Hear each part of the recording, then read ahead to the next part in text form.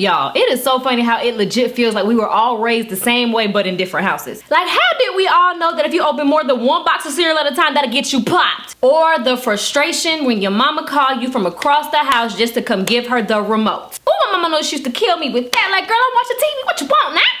God, just playing lady mama. Or let's talk about how we all save grocery bags as trash bags, and all of us have like this miscellaneous drawer with everything in it, like hot sauce and ketchup packets and lighters and menus and coupons from restaurants. We never gonna even eat that. You just never know when you're gonna need it. We just gonna leave that right there. I'm gonna tell you how we knew. It is because we are all connected in one way, shape, form, or fashion, and that is why it is important for us to stick together in this world. And if relationships didn't matter and we continue to like not value each other and support each other and like not let ourselves grow, life will legit be like Simba watching Mufasa die all over again and again and again, and my heart just can't take that, you know, like.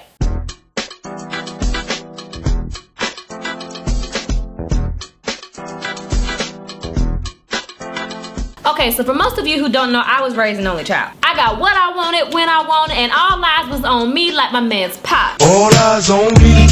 All presents and surprises was just for me, and I had multiple resources and ways to entertain myself. Now, don't get me wrong, because I was the only child, I got to have tons of slumber parties, and I made a lot of friends that I still love and converse with today. Notice I said converse and not conversate. Back to the story. Not only did I make a lot of amazing friends that I would still go to war about today, I did lose a lot of friends along the way too. What I'm trying to say is, no matter what happened between each and every friend that I've lost and loved and gained or whatever along the way, I genuinely enjoyed creating memories and experiencing life and learning life with them. And the cool part is, not only did each friendship play a role in shaping who I am today, it helped me develop multiple perspectives and insights that I still share with others till this day. To this day! Sorry, I couldn't resist it. It was perfect timing. It meant more to me than anything in the world than to be a great friend and just show love and support. I mean, because I was by myself all the time. And with the holiday season approaching and that being the roughest time for a lot of people and their mental health suffers the most, I think it's truly important that we understand one of the most beautiful aspects of life, and that is embracing and understanding our connection with each other and understanding why relationships and supporting each other is so important. And I'm not just talking about love relationships. I'm talking about the purpose of loving all people and allowing people to love you and experience life with you. Being alone or independent will not get you to where you want to be in life any faster. In fact, it slows up the process. Point blank, we need people. No matter what relationship it is, you will need some kind of support, whether it's a dog, a cat, your sister, your brother, your boyfriend, your girlfriend, whoever it is, you need it. Relationships can be really detrimental to our success if we don't cultivate them properly. They can shape us from childbirth and are responsible for a lot of the views and stuff that we have today. Hence, the relationship you have with your parents and what they taught you or didn't teach you helps you shape your view of life today. Now, you know I'm not saying we need people to validate ourselves, because you already know how I feel about that. But I'm suggesting that having a relationship with other people is an amazing tool to help you get through life, period. To have someone to share the burdens and joys of life with. Like, think about it. Why are you on social media? So I can flex and be like other people? Most people are on social media so they can share their lives. To find someone you can relate to find comfort, and maybe find someone that can make sense of your thoughts. To find someone else that thinks like you. The reasons are endless. That's how we can scroll and laugh on social media for hours. Why? Because we're mesmerized by the fact that somebody else thinks like me, and that makes me feel good. It's like you're never really alone. Big facts. God is God all by himself, and if he really wanted to make everything happen right now, he could. But for various reasons, he uses people to do his work through them, us. Which lets me believe that human interaction plays a vital role into our personal progression. Not just to get ahead in life, but to get through life in general. Like, come on, it's crazy. We all know that life is legit half the time, not what you know, but who you know. And I think that's for a reason. We were not meant to move through this life by ourselves, and having a relationship and connection with people is probably the cornerstone of living a life filled with love,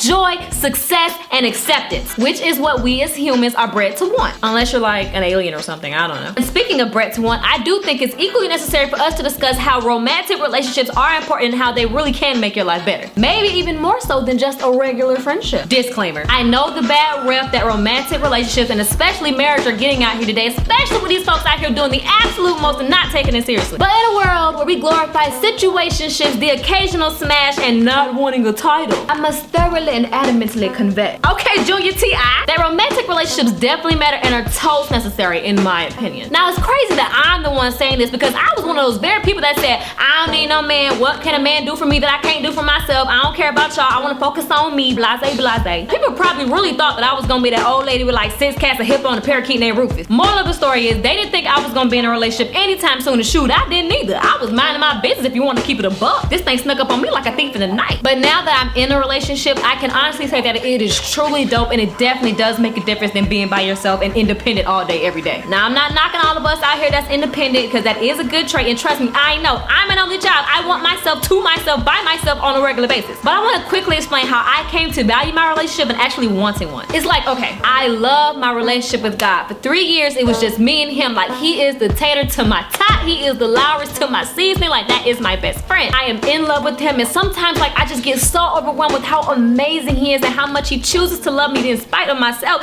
that sometimes I don't know, I just want to give him a hug. I just want to hug him, like, come here, Jesus. But unfortunately, I cannot do that right now. But he loves me so much that he decided to bring someone here on this earth that would be a reflection of his love for me. It's like he's saying, son, daughter, this is my child. That's my baby. I'm going to love them through you. So be careful. It's like I get to hug God now. I get to have 24/7 exposure on how to be a better me. Around the clock experience of being needed and adding value to someone else's life. I have someone that forces me to be a better me even when I don't want to. Leave me alone, I want to be in my feelings. Stop, I ain't trying to grow today. But I have someone that legit has access to me every single day and who says, you know what? I'm going to show you daily how much you mean to me and what your worth is to me. It's like you get God's scriptures played out in front of you. It's crazy. Now your family and friends matter, trust me, because I don't know what I would do without my mama and my folks out here in these streets. I would be a wreck. But they do have their own lives. But your lover,